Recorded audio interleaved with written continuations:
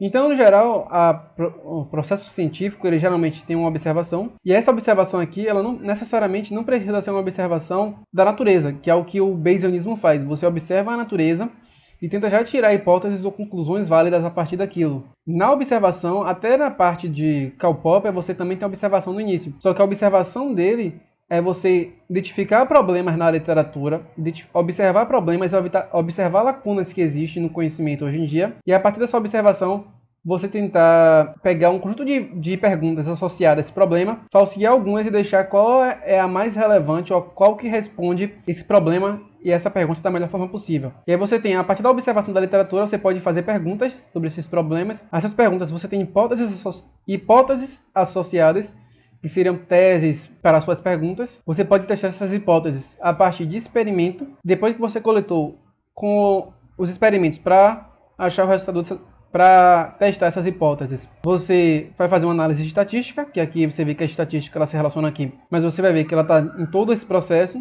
E você tem aqui a conclusão a partir das suas análises que você fez, da coleta, e você vai chegar a uma conclusão lógica sobre a pergunta que você fez para esse problema. Então, aí, outra forma de descrever isso, outra imagem, seria o método científico. Tem uma questão, uma hipótese, um experimento, os dados, a análise e o registro. Mesma coisa que o outro está falando aqui, só que ele tem uma descrição aqui, caso vocês queiram consultar depois. E a gente pode pegar também no método científico a partir da estrutura de um artigo científico comum.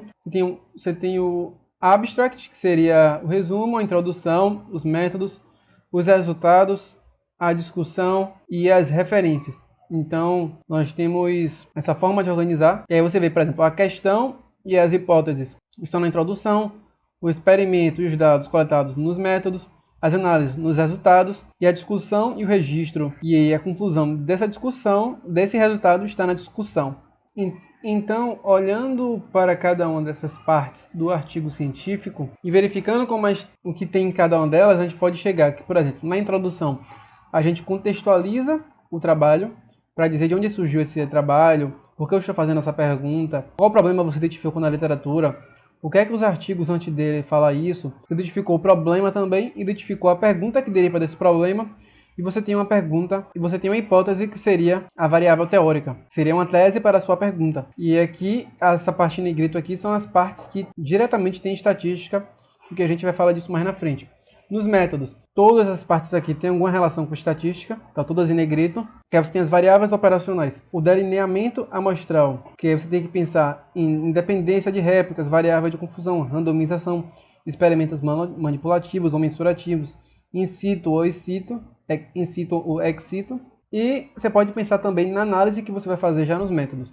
Nos resultados, também é muito estatística, que seria a forma de apresentar os resultados das análises e o gráficos de visualização, que eu apresentarei mais especificamente no tópico 3, e a discussão, que seria a interpretação à luz da literatura e discussão.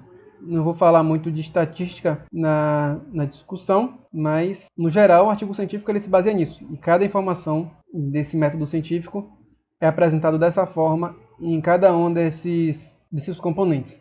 E na referência, você tem as bases teóricas do artigo e os artigos mencionados no texto.